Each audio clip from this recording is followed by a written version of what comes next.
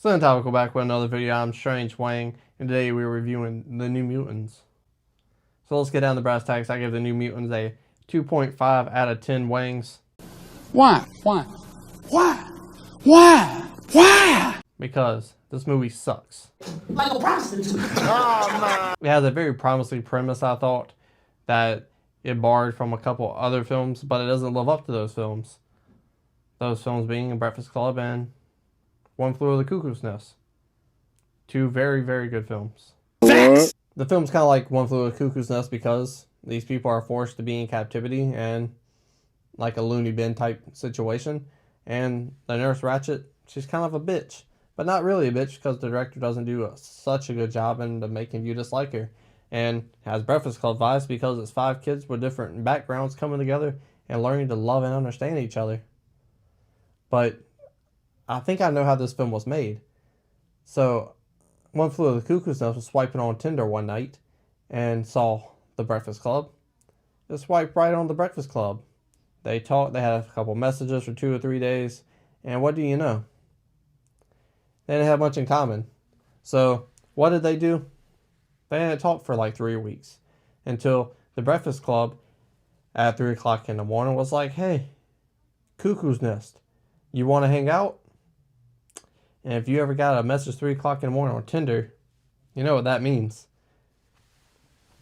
It means they had sex. So to make it not awkward, One Flew Over the Cuckoo's Nest lies and says, I have a tennis match. It's tomorrow morning, it's really early, and I gotta leave. You know? I don't even play tennis, but you say it so you don't feel guilty, and so it's not as awkward when you leave, because you both mutually know and understand you're never talking or seeing each other ever again.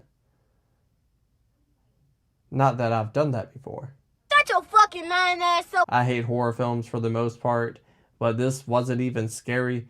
The big thing about the film was that it's a horror movie, it's not a comic book movie. And yes, we've seen stuff like that with Blade and Hellboy, but not to this extent. Like, this could be a horror movie first with superhero powers blended into it. But it did not live up to that either. Even that's a pretty fresh idea, and I would still like to see that. It didn't build tension well. Like I said, it didn't scare me either. And I get scared watching Scooby-Doo for crying out loud. You're a pussy. But there were problems with the script. There are little things in the script that characters say and do that doesn't make any sense. Their character motivations are super unclear. They're like windows when you're having car sex. You can't see through them. The third act is super... I don't even want to talk about this movie, it's so bad.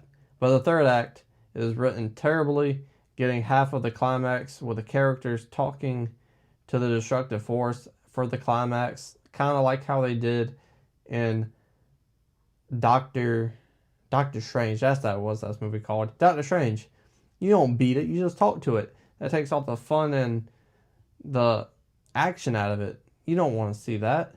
And there's no motivation on why the destructive force is tearing down the school anyways, or the hospital, nor do you care if it kills people or not. And that was just one of the things that pissed me off about the movie. One of the things that pissed me off the most about this film is Anya Taylor-Joy's character, because she's a great actress. There's no doubt about it. But you can't write her to be a victim of sex trafficking and then make her a fucking racist. What? She's consistently replying with pop culture references from all types of movies, but you already told us that your whole life you was a victim of sex trafficking, abused by countless scumbags, but they let her keep up on what's happening in pop culture and film? Probably not. However, I did enjoy the base idea for the film, the premise, and the base ideas for the characters. However, they have zero chemistry together. Oh, really? Wow. Well, that's unfortunate. That ending was fine. I mean, there's a couple shots that made sense on why you put them there. Some cool transitions, and they were fun for the most part, some of the transitions.